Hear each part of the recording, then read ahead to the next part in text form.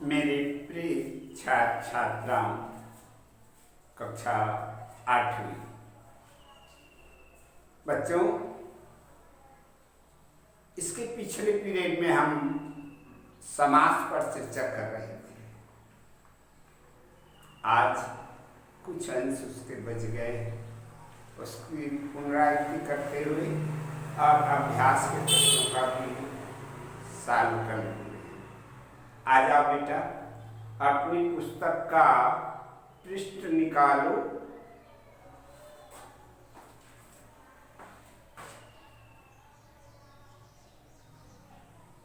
इक्यासी।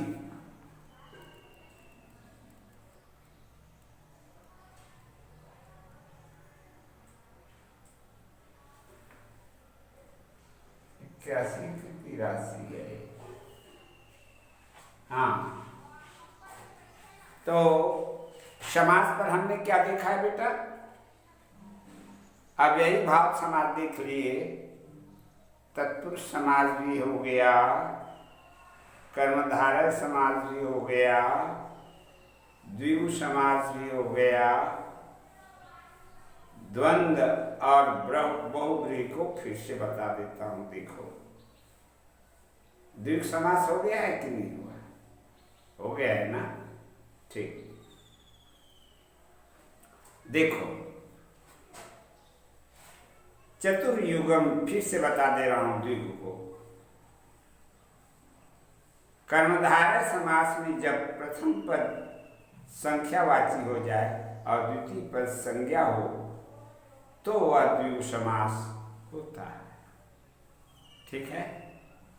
यदि कर्मधारय समास है और उसमें कहीं प्रथम पद संख्यावाची हो गया तो उसको हम द्विगु समास के अंतर्गत ले सकते हैं। जैसे पंचवटी,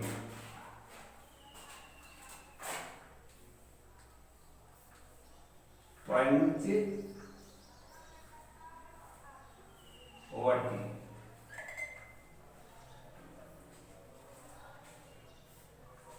समझ में आया ना? पंचा नाम वटा नाम समाहारा, ऐसा उच्छेद होगा पर। हाँ, समाहारा लिखना पड़ेगा, पंचम वटम ऐसा नहीं। उसका विच्छेद क्या हो जाएगा? पंचा नाम वटा नाम समाहारा, क्योंकि इसका प्रथम पद संख्यावाची है, इसलिए इसको हम द्विगु समास के अंतर्गत ले सकते हैं। होगा, ठीक है? इसके साथ साथ यदि इसको कर्मधारय कह दें तो कोई अनुचित नहीं होगा, परंतु ज्यादा बल जो दिया जा रहा है, बोल रहा है, वो है द्विगु। ठीक? तो ये चतुर्युगम इसमें दिया बेटा। चतुरा नाम युगा नाम समाहारा, हिंदी में लिखा 4 युगों का समूह। देखा? त्रिलोका, त्रया नाम लोका नाम समाहारा, त्रिभुवन त्रया नाम भुवना नाम समाहारा। इस तरह से ये, ठीक है, तोड़ा जाएगा। आ जाओ इसके बाद द्वंद्व। जब 2 या 2 से अधिक पद च और च से जुड़े होते हैं, च माने आप जानते हो नहीं, और से जुड़े होते हैं, तथा पूर्व और उत्तर पद दोनों प्रधान हो, तब द्वंद्व समास। जो समझते हो पूर्व क्या है और उत्तर क्या है?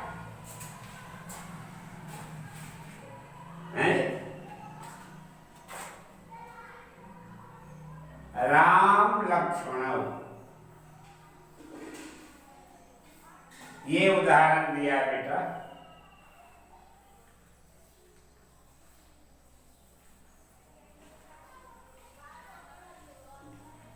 राम लक्ष्मणौ।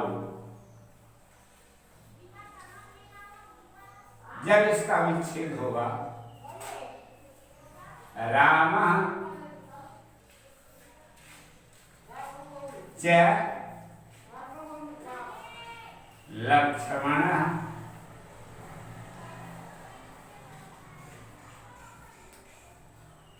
च, ऐसा इसका विच्छेद होगा। इसमें ये जो है वो पूर्व पद है, इसका नाम पूर्व पद है, और इसको लेंगे उत्तर पद। अब समझ गए होंगे कि पूर्व पद और उत्तर पद क्या है। कहने का मतलब ये कि प्रथम पद का नाम पूर्व पद है और द्वितीय पद का नाम उत्तर पद है। समझ में आ गया? तो इस तरह से ये बता रहा है, प्रथम पद या पूर्व पद उत्तर पद दोनों प्रधान होते हैं।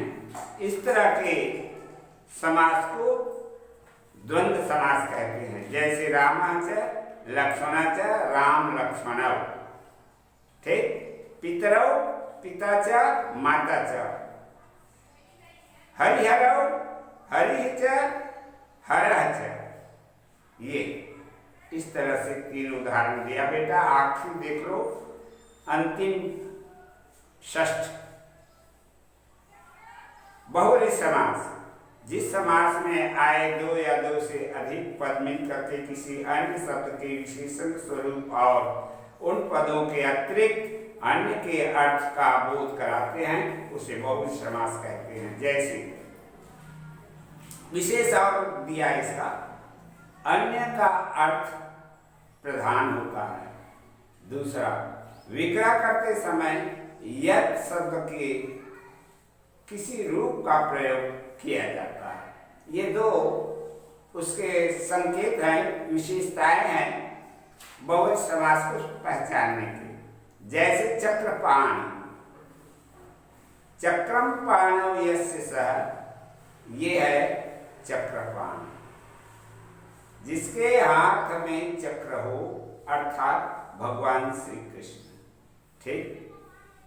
चंद्रशेखर, चंद्र शेखरे यशसा, जिसकी चोटी में चंद्रमा हो, अर्थात भगवान शंकर। पीतांबर, पीतमांबरम यशसा, जिसका पीला वस्त्र है, जिसका पीला वस्त्र है, अर्थात भगवान विष्णु। तो ये समास पूर्ण हो गया बेटा।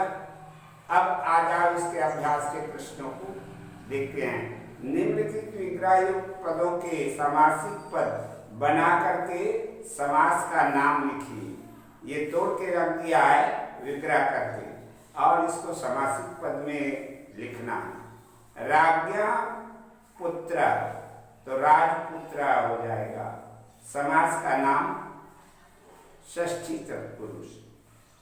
जन्म पर्यंतम है, जन्म पर्यंतम ये विच्छेद है, जन्म पर्यंत ऐसा समासिक शब्द बन जाएगा। समझ में आया? तो इसको कहेंगे अव्ययीभाव समास। पंचानाम पात्राणाम समाहारा, पंचपात्रम, पंचपात्रम, सुना बेटा? तो इसका प्रथम पद संख्यावाची है, इसलिए इसको कौन सा समास लेंगे? द्विगु।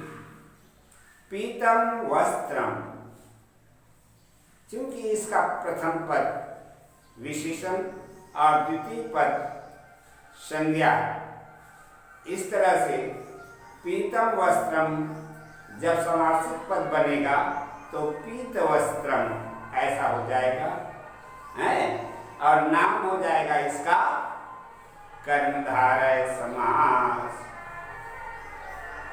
पति च पुत्र च, देखा, पति पुत्र ऐसा हो जाएगा। तो ये समासिक पद बन जाएगा और समास का नाम हो जाएगा क्या? द्वंद्व। लंबोदरम यस्य सः, देखा, लंबोदर ऐसा हो जाएगा। तो नाम हो जाएगा इसका क्या? अन्य को बोध कराने वाला बहुव्रीहि समास। ठीक है। निम्न से समासिक पदों का विग्रह कर उनके प्रकार लिखिए। समासिक पद दिया हुआ है, देखो। मुख चंद्र, मुखम ई चंद्र, मुखम ई चंद्र, ये आ जाएगा कर्मधारय समास। कौन सा समास? कर्मधारय समास। देखो ना, इसमें समासिक शब्द दे दिया है और विच्छेद करके लिखना है, समझ गए?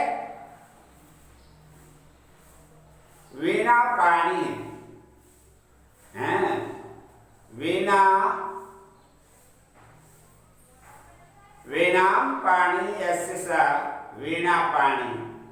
ठीक, ये आ जाएगा मां सरस्वती के लिए कहा गया, तो इसको कहेंगे बहुव्रीहि समास। त्रिपथ, त्रयाणाम पथानाम समाहारा, ऐसा विच्छेद करोगे और नाम लिख दोगे द्विगु समास।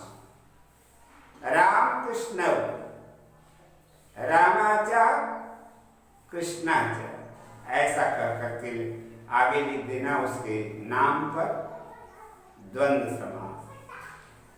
ये रहा बेटा समास पूर्ण। समझ में आ गया? तो अब व्याकरण का कोर्स तुम्हारा पूर्ण हो गया। अब पढ़ाई अच्छी करो। हाँ, जब चलेगी रेगुलर क्लास तो बेटा मैं रिवाइज कराऊंगा और प्रश्न का जवाब तुम लोगों को देना पड़ेगा, बता दे रहे। आ जाओ। अनुवाद के समान नियम, अनुवाद करने के कुछ नियम हैं।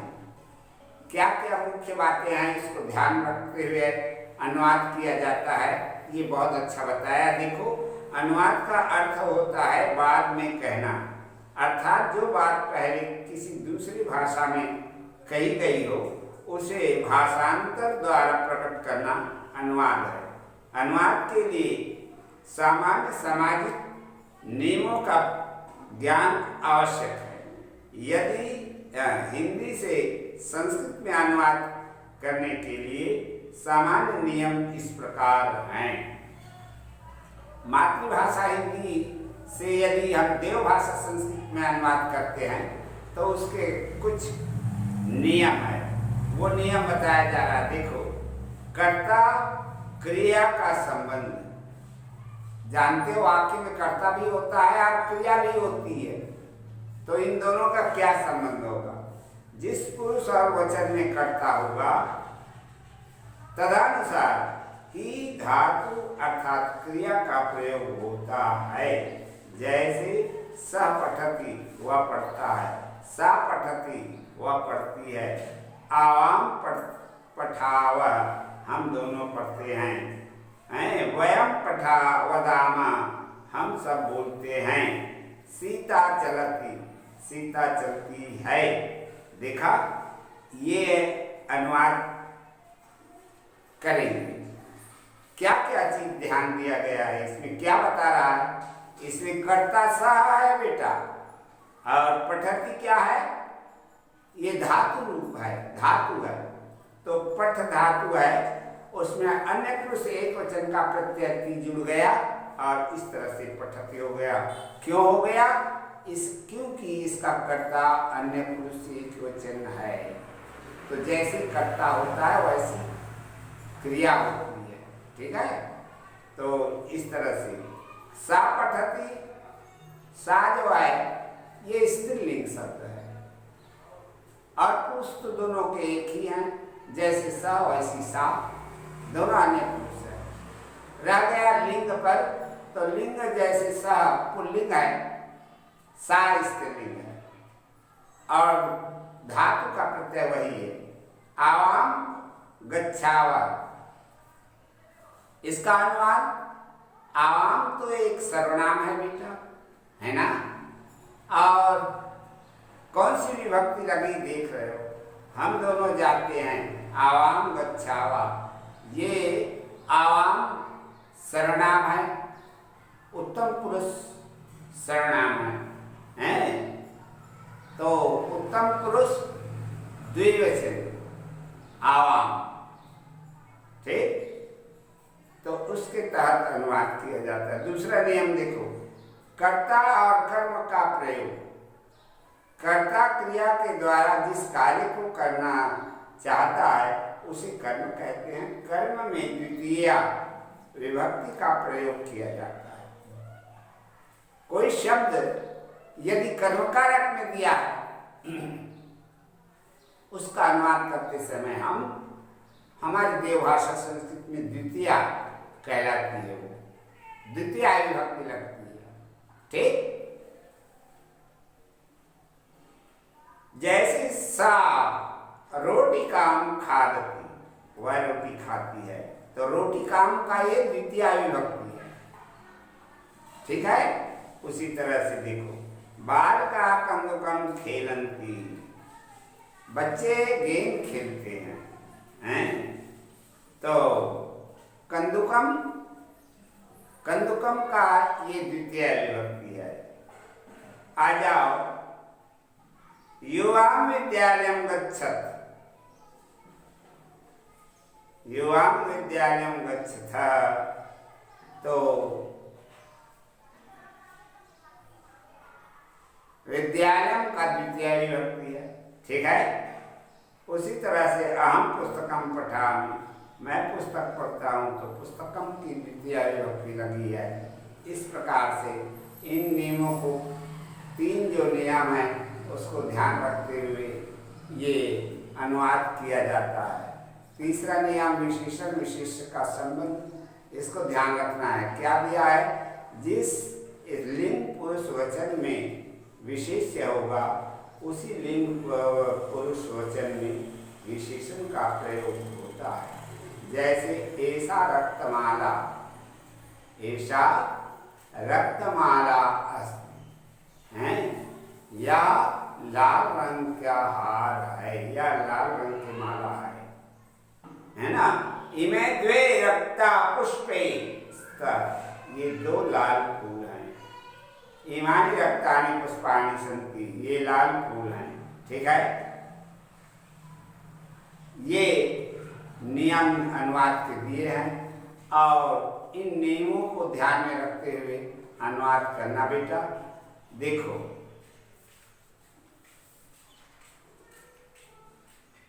अब हम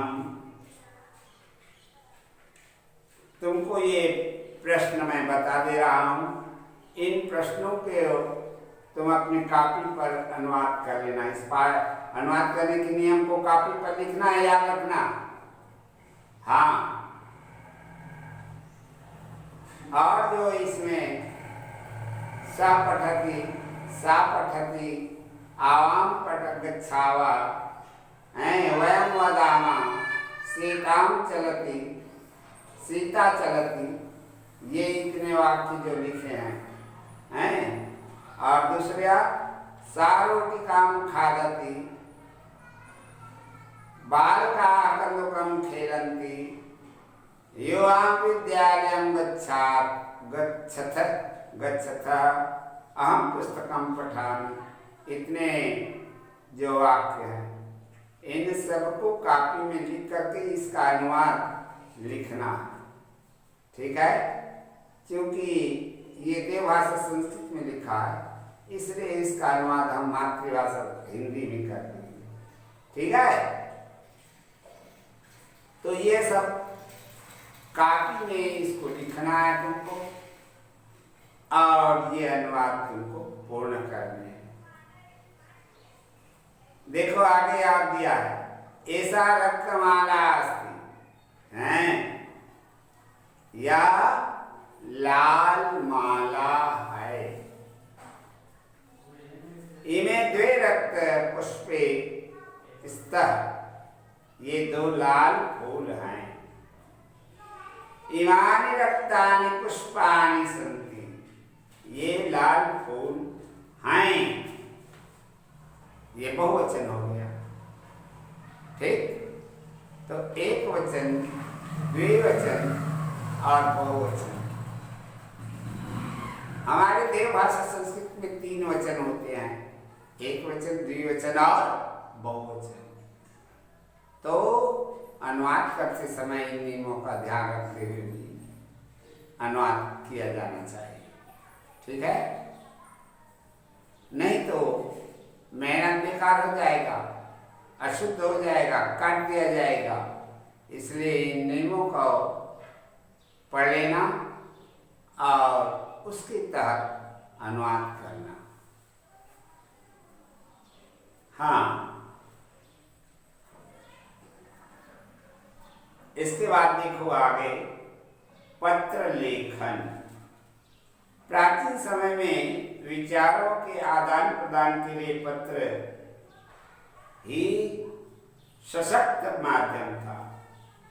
कोई भी व्यक्ति पत्र के माध्यम से ही किसी प्रकार का संदेश दूसरे तक पहुंचाता था।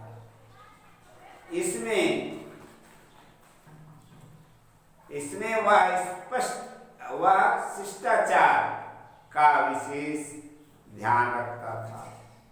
यदि समाचार बड़ों के लिए भेजा जाता है तो उसमें आदर सूचक अभिवादन शब्द का, विनम्र शब्दावली का प्रयोग किया जाता है। यदि छोटों के लिए संदेश हो तो आशीर्वाद वचन के शब्द प्रयोग पर विशेष ध्यान दिया जाता है। पत्र लेखन में निम्नलिखित बातें और ध्यान देना है। क्या है? पहला है, पत्र लिखते समय पूर्व में ईश्वर की आराधना स्वरूप इष्ट देव को नामांकित करें।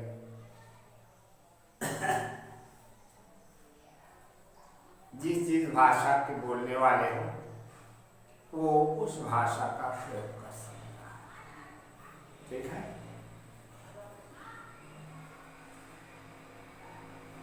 ताकि छात्रों में ईश्वर के प्रति श्रद्धा जागृत हो जाए।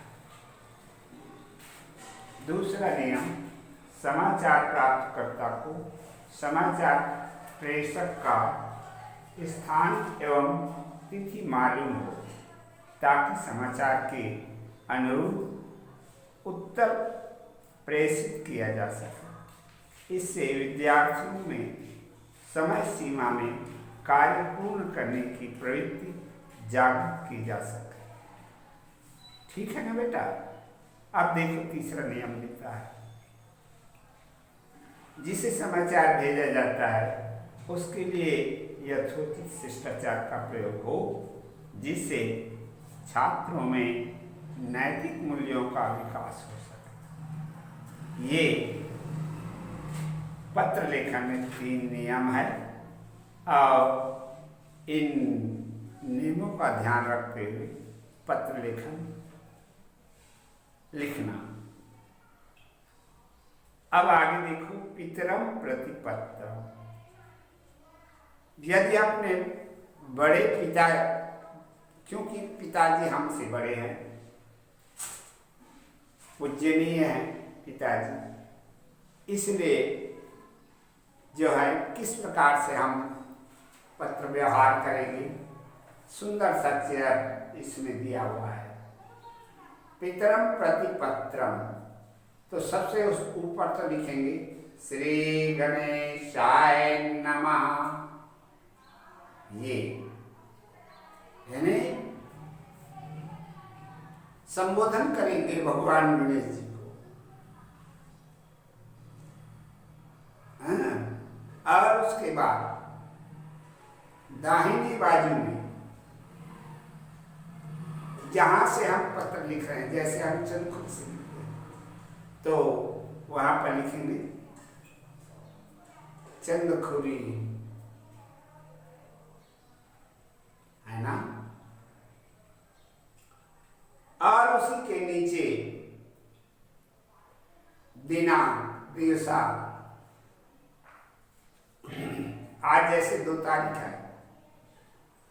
तो आज की तारीख है। बाएं तरफ लिखेंगे श्रीमंत पितृमहाभागा सादरम प्रणमाम। बहुत अच्छा लिखा। पूज्यने पिताजी सादर प्रणाम, ऐसा बाएं तरफ लिखो। समझ आया। उसके बाद अब शुरू हो जाएगा लिखना। क्या? अत्र हम कुशलोस्मि, मैं यहाँ कुशल पूर्वक हूँ। भवतः कुशलतायै ईश्वर से प्रार्थना करूँ, मैं आपकी कुशलता ईश्वर से प्रार्थना करता हूँ। इदानीम् अहम् अध्ययने संलग्नोस्मि, अभी मैं अध्ययन में बिल्कुल संलग्न हूँ, पढ़ाई अच्छी कर रहा हूँ। अर्धवार्षिक परीक्षायां द्वितीय स्थानम अधिगतोस्मि, अभी अर्धवार्षिक परीक्षा में मैं दूसरा स्थान प्राप्त कर लूंगा।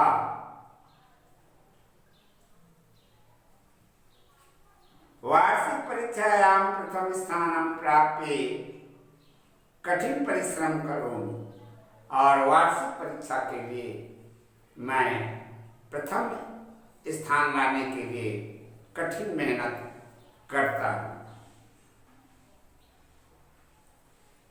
किंचित पुस्तकम क्रियार्थम ₹100 आवश्यकता वर्तते, कुछ पुस्तकों खरीदने के लिए मुझे ₹100 की जरूरत है।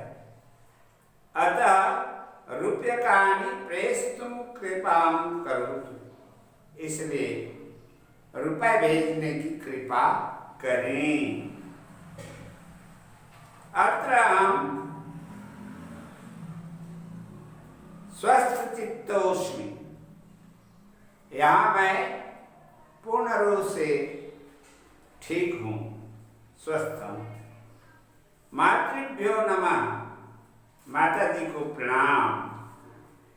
अन्य अनुजान शुभाशीष, और छोटे भाइयों को शुभ आशीर्वाद प्राप्त हो। ये रहा बेटा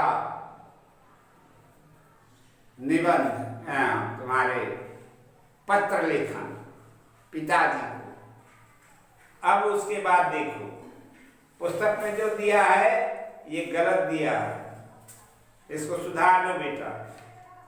आप हो गए का तभी कहा कैसे रखोगे।